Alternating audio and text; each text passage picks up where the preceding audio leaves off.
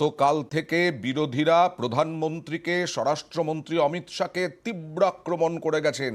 আজকে নরেন্দ্র মোদী তার পাল্টা দিলেন এবং কটাক্ষ করলেন বিরোধীদের ভূমিকা নিয়ে। গতকাল বিরোধীরা লোকসভা, রাজ্যসভায় যে ভূমিকা পালন করেছে তা নিয়ে তোপ দাগলেন। বিরোধীরা যা করেছে তা ঠিক নয়, বেদনাদায়ক। বিরোধী আসনেই থাকবে বিরোধীরা এবং বলেছেন যে আজকে সাসপেন্ড হয়েছেন যারা, অর্থাৎ গত কয়েকদিন ধরে যারা সাসপেন্ড হয়েছেন, খালি হয়েছে আসন। 2024-এ সেই খালি আসন ভরে দেবে বিজেপি সাংসদরা।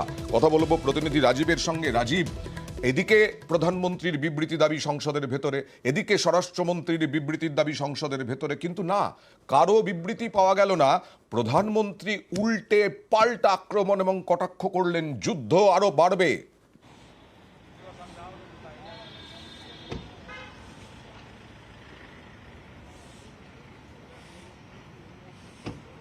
রাজীব, শোনা যাচ্ছে?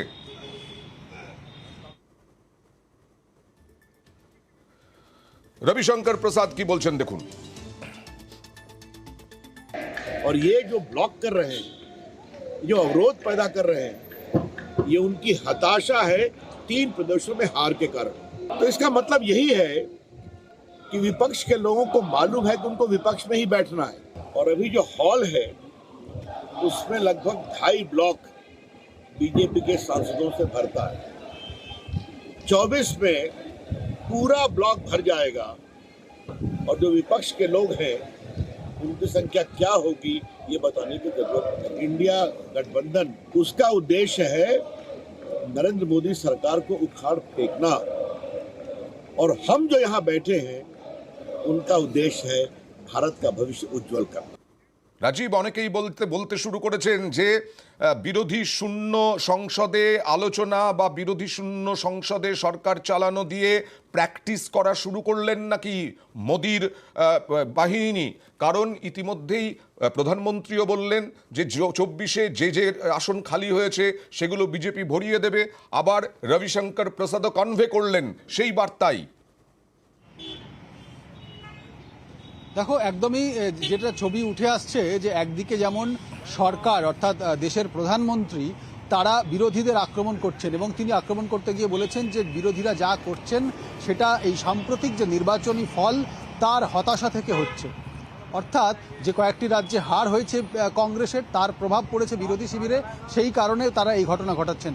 আবার যদি বিরোধী শিবিরে কান পাতা যায়, তারা বলছেন যে কয়েকটি রাজ্যে, মাত্র 3টি রাজ্যের এই যে জয়, তার ফলে বিজেপি একেবারে ধরাকে সরা জ্ঞান করছেন।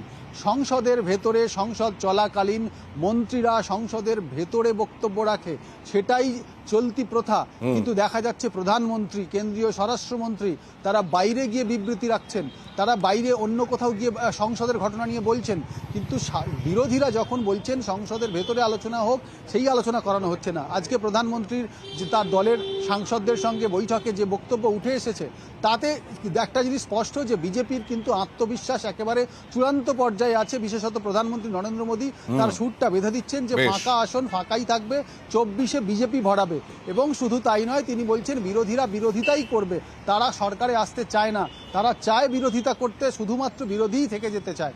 এই প্রশ্ন যখন বলছেন, এই সব প্রশ্ন যখন প্রধানমন্ত্রী নিজে তুলছেন, তার থেকে একটা বিষয় স্পষ্ট যে সরকার এবং বিরোধী পক্ষ তারা কিন্তু সাম্প্রতিক কয়েকটি রাজ্যের নির্বাচনী ফলের পর একেবারে আকচি শুরু হয়েছে। এক পক্ষ বলছে যে সরকারের ধরাকে সরাজ্ঞান করছেন, অন্য পক্ষ বলছে যে হতাশার ফল থেকে বিরোধীরা এটা করছে। এখন দেখা যাক, দিল্লির রাজনীতি তো গরম, যুদ্ধ